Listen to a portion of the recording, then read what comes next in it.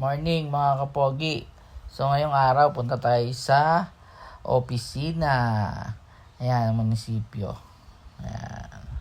So flag ceremony tayo, tapos pasa tayo ng mga kailangan. Kuha na rin tayo ng mga kailangan sa trabaho. Ayan.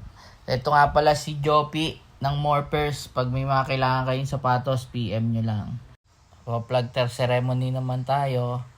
Ayan. Kasama natin syempre yung mga pogi. Yan. So after flag ceremony, ayusin muna natin yung mga ipapasa. Then punta tayo sa opisina. Ayan. Ayan na po ang opisina ng Senro. Ayan po. Busy. Then kasama ko na ulit yung pogi.